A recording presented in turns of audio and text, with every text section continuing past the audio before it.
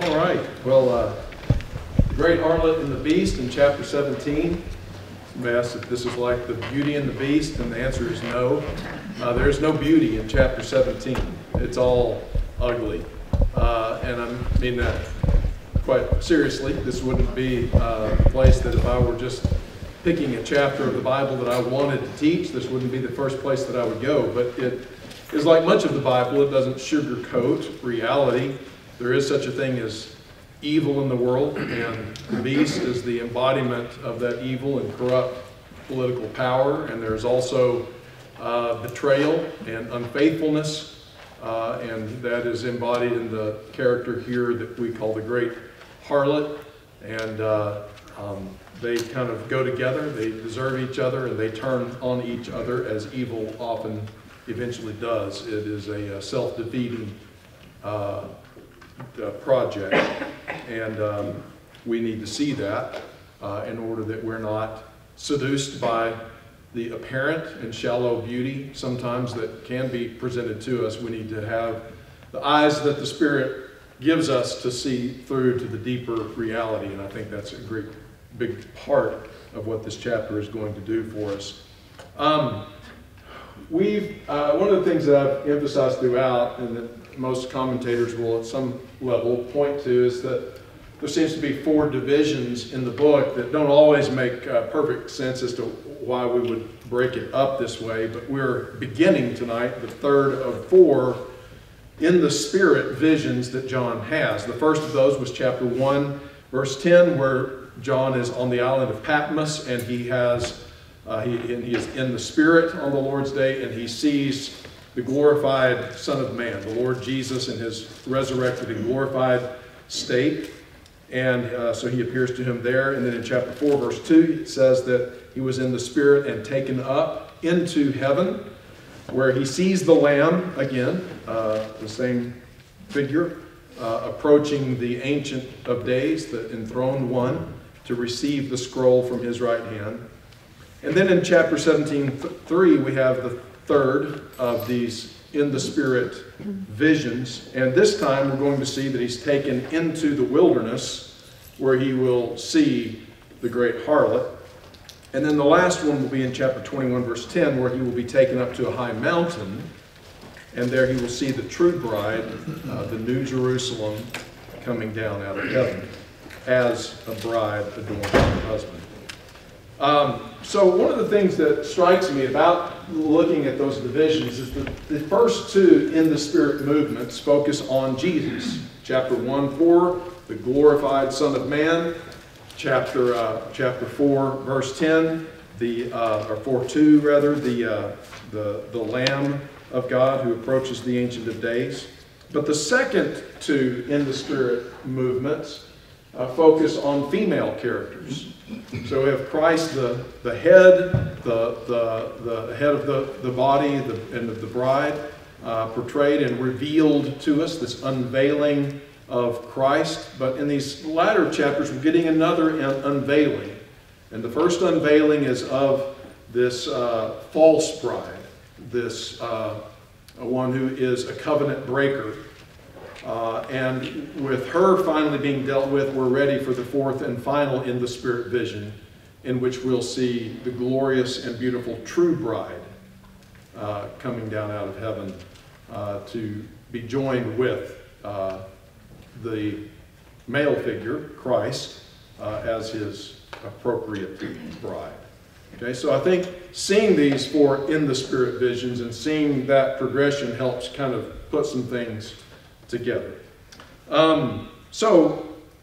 Here in chapter 17, we have 2 primary characters that are to be set before us. The first is the great prostitute or harlot. The other is the beast, which we've already seen.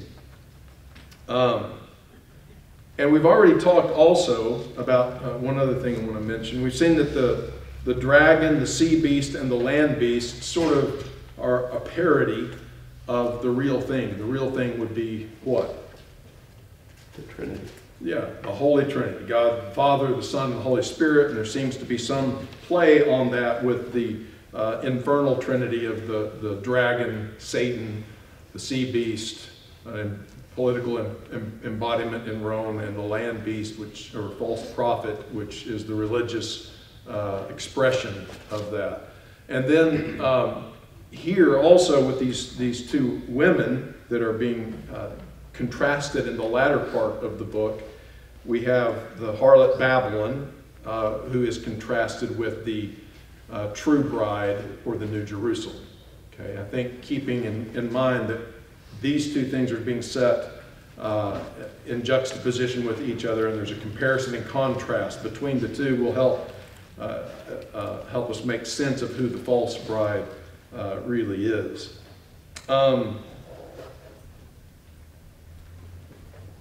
Yeah, in fact, on that, in order to try to emphasize that I really think John is trying to set this great harlot Babylon in contrast with the New Jerusalem, the bride of Christ. I think I can, if you have any lingering doubt, does anybody have any lingering doubt that that's really what's going on here? If you do, this is, I'm fixing to take that away. So if you look at how each of these two visions, these last two in the Spirit visions that reveal female characters, how they're introduced, the language that's used, I think it's very obvious that he's making a comparison between the two. Here, with the harlot, it is one of the 7 angels who had the 7 bowls came and said to me, "Come, I will show you the judgment of the great prostitute who is seated on many waters."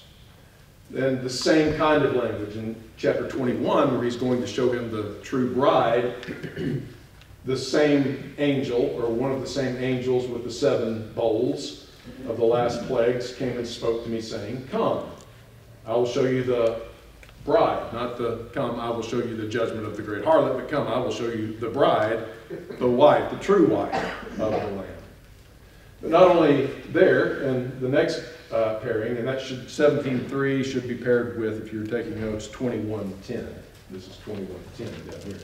73, he carried me away in the Spirit into a wilderness, and I saw a woman sitting on a scarlet beast that was full of blasphemous names, and it had 7 heads and 10 horns. 21:10, he carried me away in the Spirit to a great high mountain, and showed me the holy city, Jerusalem, coming down out of heaven.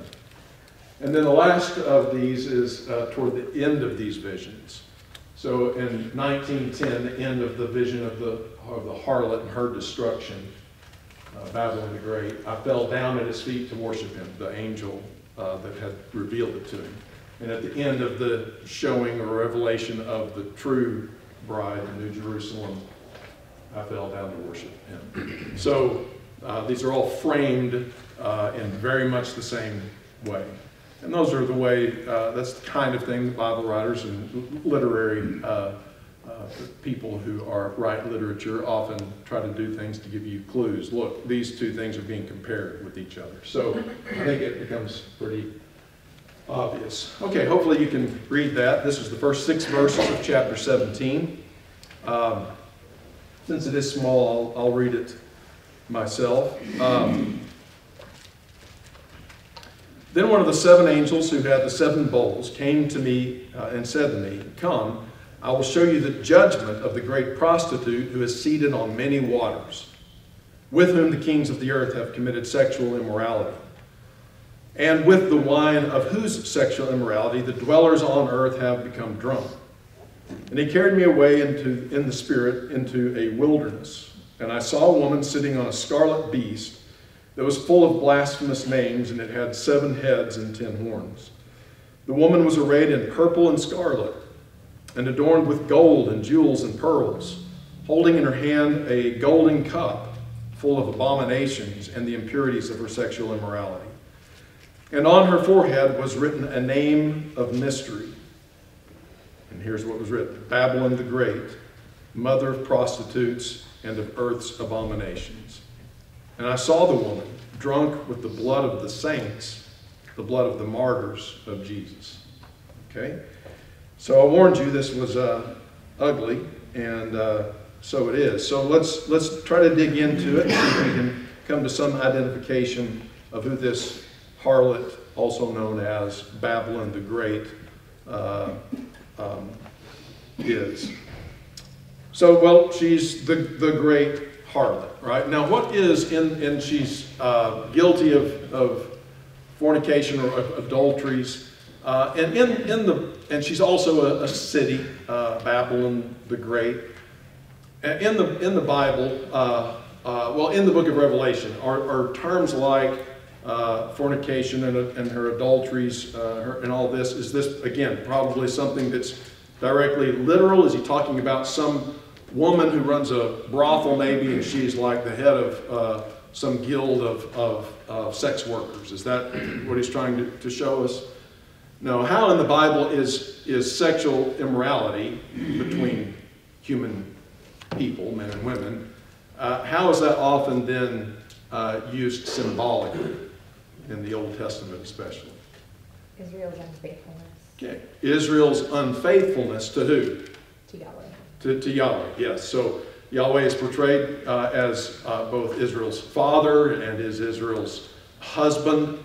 And when she turns away in the worship of false gods, that is considered adultery, fornication. This is considered covenant breaking with God.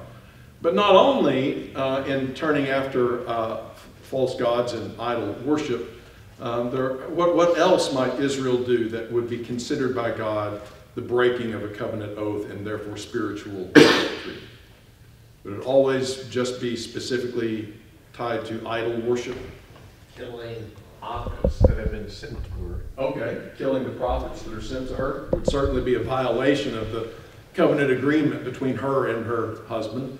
Forming alliances with other nations. Yeah, exactly. Forming alliances with other nations. That's explicitly called out by prophets, and I'm thinking primarily of Ezekiel right now in Israel, forming alliances with Egypt or other nations. When God was telling them not to do that, he considered that to be a breaking of their marriage covenant, if you will. So I think that helps begin to get the flavor of where we're going with this.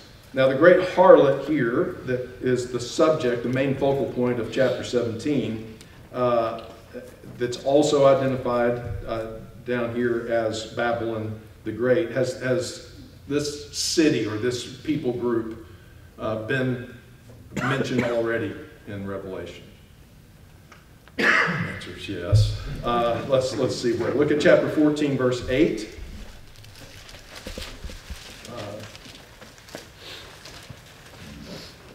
Another angel, a second, followed, saying, "Fallen, fallen is Babylon the Great, she who made all the nations drink the wine of the passion of her sexual immorality." So there's already been a hint of this. And then in chapter 16, verse 9, verse 19, I think it is. The great city was split into three parts, and the cities of the nations fell. And God remembered Babylon the Great to make her drain the cup of the wine of the fury of his wrath. So she's already been brought up and mentioned and defined both as an adulteress and as a city that's patterned after the ancient city of Babylon, which is known for its evil, and as a metaphor even in the Old Testament for the evil city that is built up in defiance of God. Okay.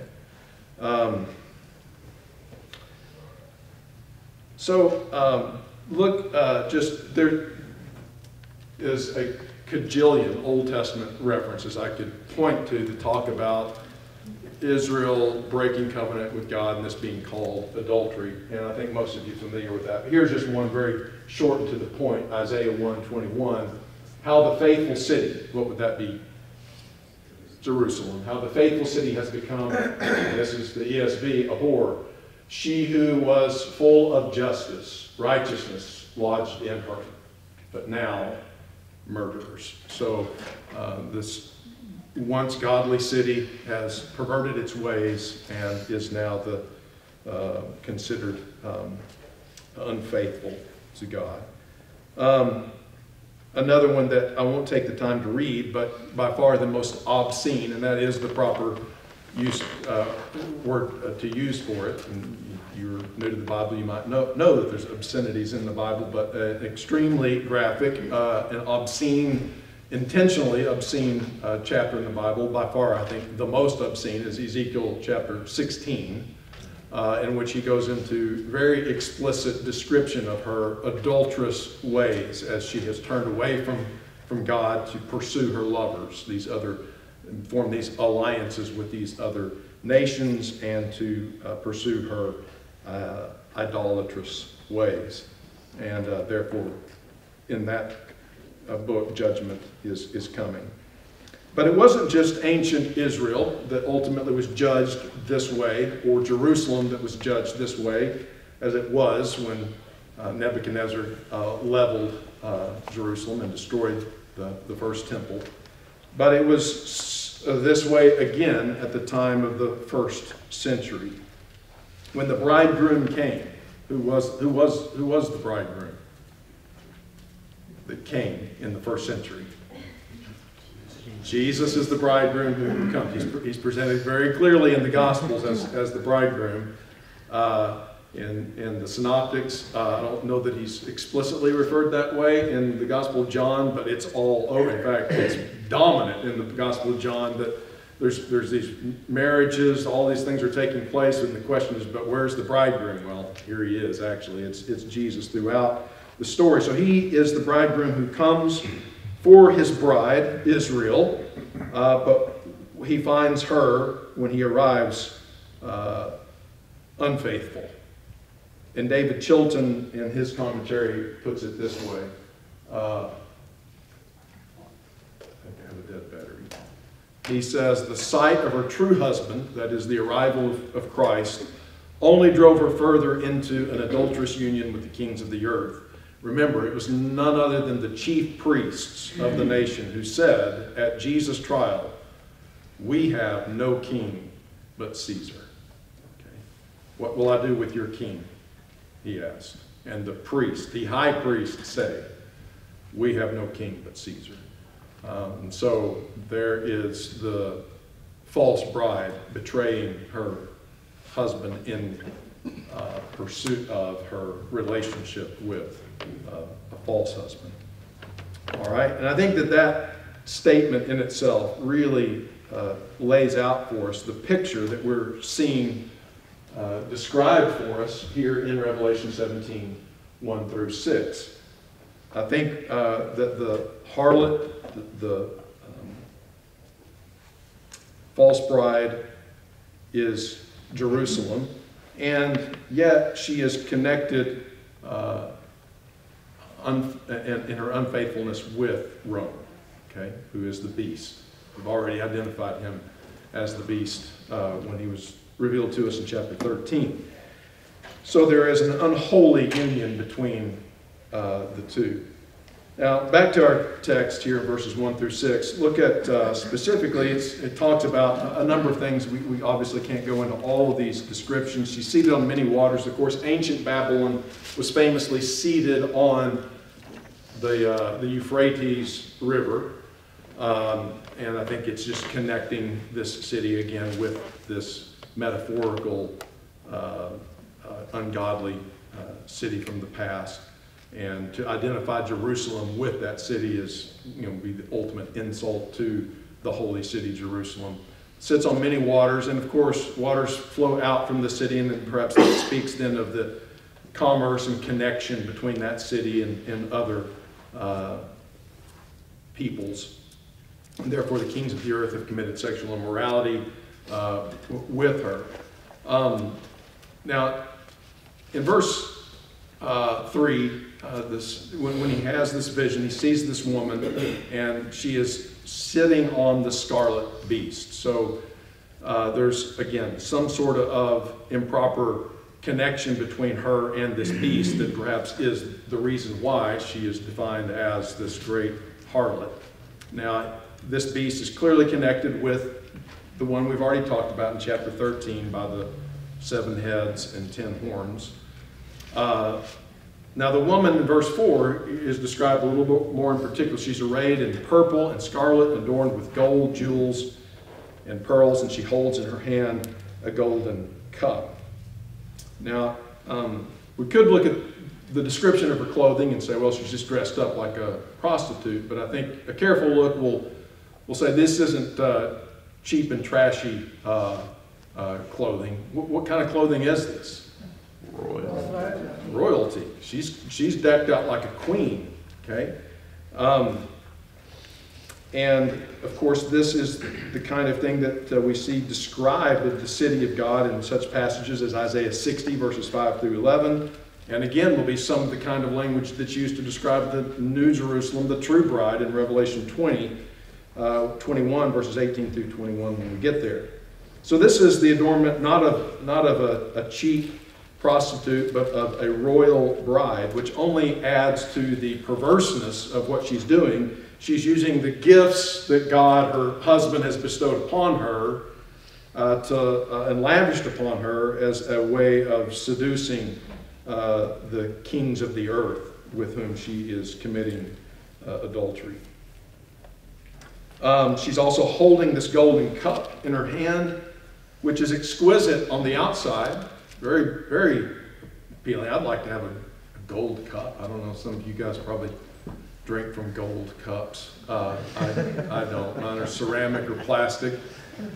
But she's got a gold, beautiful cup in her hand, and it's attractive, alluring from the outside, but what's on the inside?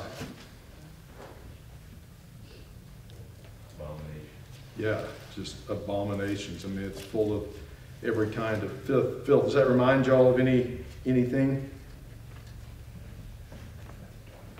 The whitewashed tomb. Yeah. Woe to you, scribes and Pharisees, hypocrites, for you clean the outside of the cup and the plate, but inside they're full of greed and self-indulgence. That seems to be the idea, but we even get a more graphic and specific description of what is in the cup in verse 6. What's also in there? Blood of the martyrs. Yeah, the blood of the martyrs. Okay, and this is part of what intoxicating drink that she is sharing with her other partners, these kings of the earth who are with her, drinking from this abominable cup and therefore bringing the judgment of God down upon them. She also, in verse 5, has on her forehead the name, this mystery of who is this woman, and it says that she is Babylon, the mother of harlots. What would be significant about the forehead? There's a couple of answers. One is right and the other is wrong, and they're both What in. you talked about, was it last week, you brought up about Israel and keep these things on your forehead. Yeah, on your head and on your hands, in your hearts.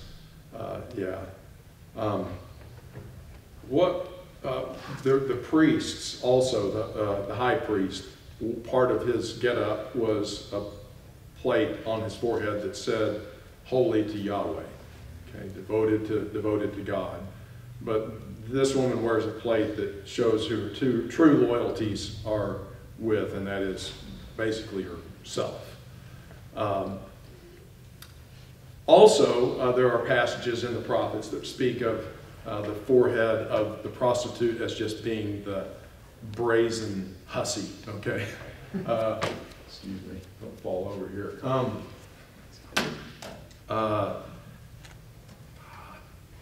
Yeah, no, I don't have that. That's just Ezekiel 3:9, which talks about the forehead of the prostitute, that she's just made up her mind what she's doing. But also, Ezekiel 16:44, I'm not going to read all of Ezekiel. Some of y'all aren't old enough. But he says, "Behold, everyone who uses Proverbs will use this proverb about you." And he's speaking here to Jerusalem and to Israel. "Like mother, like daughter. You are the daughter of your mother who loathed her husband and her children, and you are the sister of your sisters who loathed their husbands and their children. Your mother was a Hittite and your father an Amorite."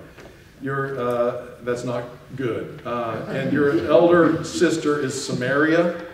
Remember the capital city of the northern kingdom where Jeroboam set up the idols, and who lived with her daughters to the north, and your younger sister who lived to the south of you is Sodom with her daughters.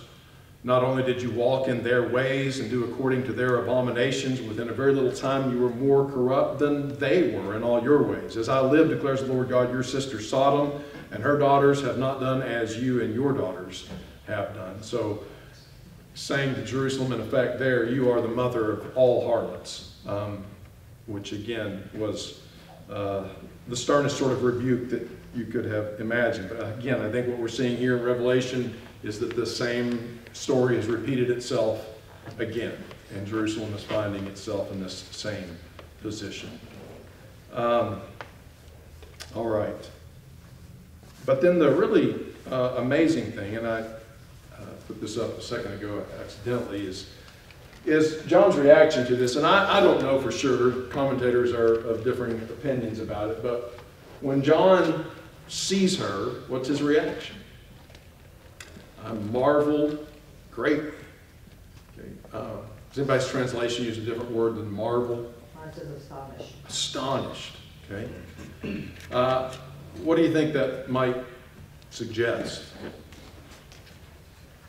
might have been very beautiful to look at. Yeah, she is decked out. She's got influence. She's got a golden cup in her hand. She's an impressive figure. And he's marveled by this. But the angel that's with him says in verse 7, why do you marvel? Maybe he's not, whether he's attracted to her glory and her allure, or whether he's just amazed by her. He says, it's nothing to marvel at. I'll tell you the mystery of the woman and the beast with the 7 heads and 10 horns that carries her. And what their end will be is not a marvel, but it is astonishing. So let's continue then in verses 8 through 14.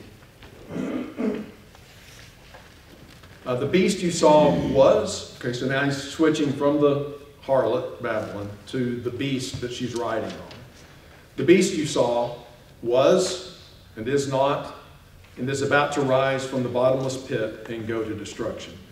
Stop there for just a second. Just listen to the cadence of that phrase. The beast that you saw was and is not and is. Does that sound familiar to you? Parallels Christ. Yes, it parallels Christ. Chapter 1, verse 4. Jesus introduces himself right off the bat to John as him who was and is to come. But just as Jesus, the one who was and is to come, then ultimately ascends to the right hand of the Ancient of Days, where he is seated forever and ever. But where does this beast that was and is not, or was, is not, and is, he rises up again from the ashes, but to what end? To be destroyed. So he comes out of the abyss. He looks like he's dead and buried, but he comes out, but not to be seated on high, but only ultimately to find himself in destruction. So again, I think this idea that we're seeing in the latter half of this book, a whole lot of these parodies, a whole lot of these counterfeits that you could marvel at and be astonished by, and even allured and easily, even if you're John, perhaps even seduced by, but be careful. These are just counterfeits. They may look good on the outside, but again, inside, they're full of rottenness, and their end is destruction. Now, that's a message that's timeless. And the dwellers on the earth, whose names have not been written in the book of life from the foundation of the world, will marvel to see the beast, because it was and is not and is to come. So this lends credence to the idea that John, even John, was being swept away by what he saw, because here he's saying that's exactly the response of the world when they see this woman and they see this beast, is that they will be caught up in the power and the glory that is skin deep, but is apparent to them. So they will marvel at the beast because it was and is not and is to come. This calls for a mind with wisdom. The 7 heads are 7 mountains on which the woman is seated. What is that perhaps a reference to? Possibly the 7 hills of Rome. Yeah, Rome famously, the city that sits on 7 hills, which would help us identify that as Rome. But again, a lot of commentators that want to make the Babylon, the great harlot, and identify it with Rome, a very common way of interpreting it, seems to be run into a problem here of identifying Rome with the beast, the harlot with the beast, because the beast is clearly Rome. So now you've got Rome riding on Rome. I think it's much more sensical to see them as distinct from one another and in a adulterous union with each other. But here clearly I think it is a reference to Rome, the city that sits on 7 hills. They also, verse 10, are 7 kings. So it's 7 hills, but also 7 kings, 5 of whom have fallen, 1 is, and the other is not yet to come. And when he does, he must remain only a little while. That's tricky, and I don't know that I've read any commentators that are convincing or even sound like they've convinced themselves entirely. But one of the more common interpretations of this is just to count Caesars, beginning Julius Caesar, Octavian, or who changes his name to Augustus, Tiberius, Gaius or Caligula, Claudius. That would be 5 that he says who have fallen. They've lived and died. And the one that now is then would be Nero.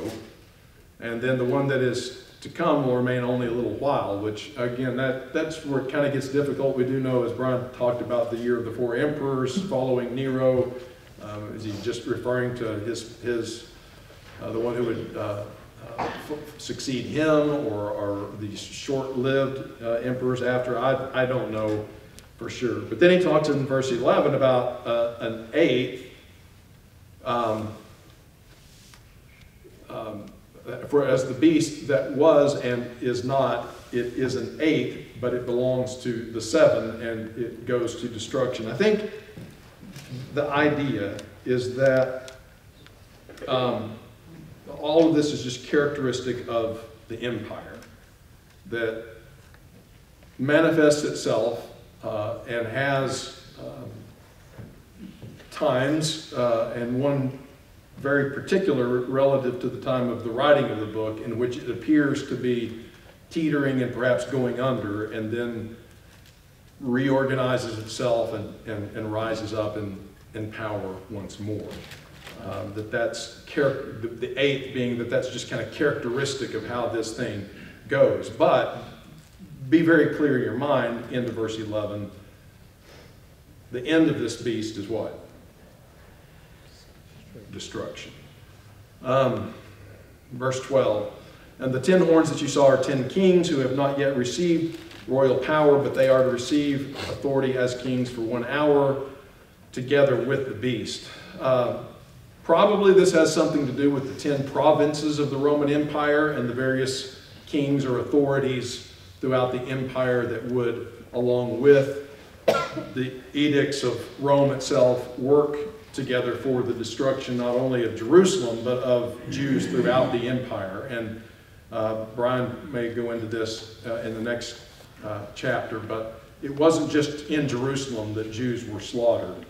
In fact, Brian probably has these facts ready at on his mind of some of the other cities in which there were even more Jews either killed or enslaved than there were in Jerusalem. So throughout the empire, those people in positions of power and authority would use it to turn against the harlot. Verse 13. These are of one mind, and they hand over their power and authority to the beast. They will make war on the land, And the Lamb will conquer them, for he is Lord of lords and King of kings, and those with him are called and chosen and faithful. So not only will there be a conspiracy of not only at the end will we see the beast turn on the harlot, which we're going to come to in a moment. I was kind of getting ahead of myself a little bit. But we see that all of these will work together to try to persecute and destroy the Lamb and his people, but they will ultimately not succeed in doing so. That's clear enough. And then in verses 15 through 18, the angel said to me, the waters that you saw where the prostitute is seated are peoples and multitudes and nations and languages. Judaism had influence throughout the empire. They had synagogues in every city. On the day of Pentecost, there were people there from where? Every nation under heaven, it says. So throughout the known world, throughout the Roman Empire, the prostitute who sits on many waters, representative of the peoples everywhere, they had influence with them. The 10 horns you saw, and they and the beast will hate the prostitute. Now, she was riding on the prostitute, so she was in some sort of unholy alliance with them, but in the end, the beast will betray her. Okay? She's been unfaithful to her husband with the beast and all the kings that are under its authority, but in the end, it's not going to turn out in her favor. They will turn on her and make her desolate and naked and devour her flesh and burn her up with fire, which again is a pretty apt description of what we know happened in 87. It's also what had happened with every previous lover that Jerusalem had throughout history. She had a long history of failing to continue to have faith and trust in God and pursuing alliances that ultimately proved fatal. Yeah, good point.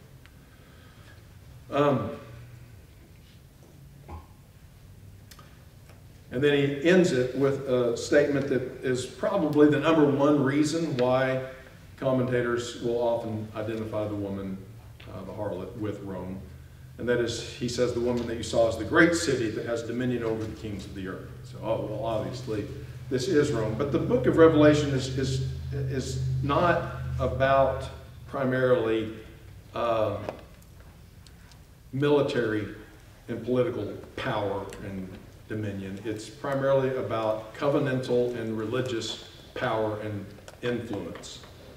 And as I mentioned a moment ago, the Jews did have significant influence throughout the Roman Empire and was, all the way back to its charter in Exodus 19, a kingdom of priests who had ultimately a responsibility not only to themselves but to be a light to the Gentiles, right? To be a kingdom of priests who taught and prayed, interceding for not just themselves, but for all the nations of the earth.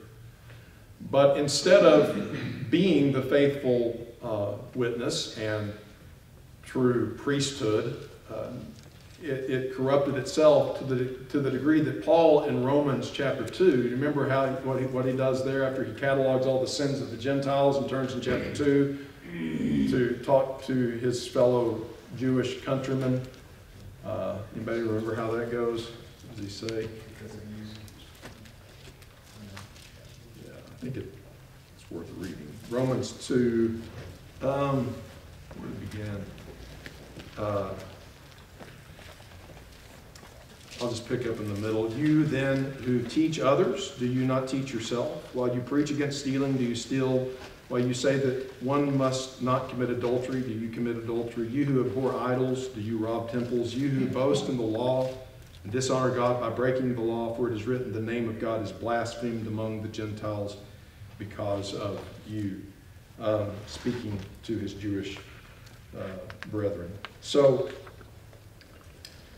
the point being that Israel did have this sort of spiritual position as ruler over the kings of the earth, unfortunately, rather than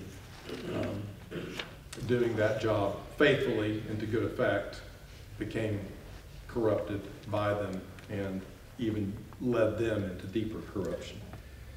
All right. Well,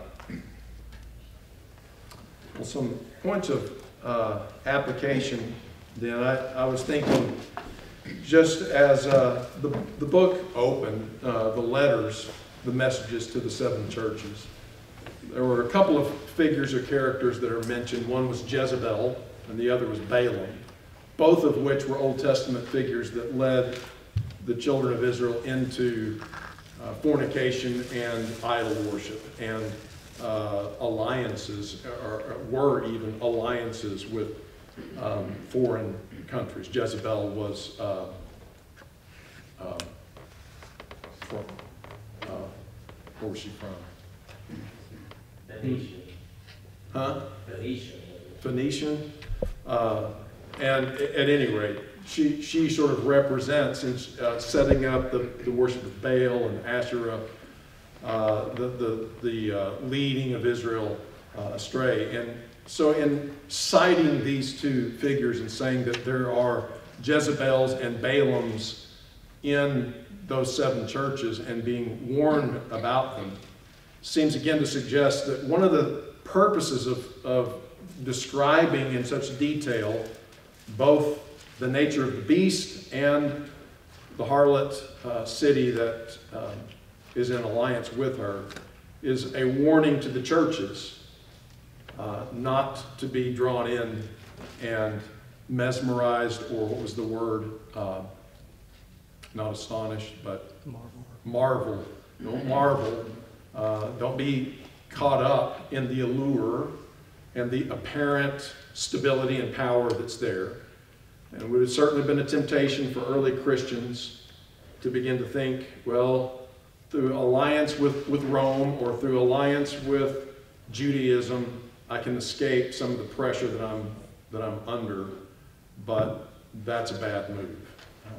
That's not going to end well, because both of these are headed for big, big trouble.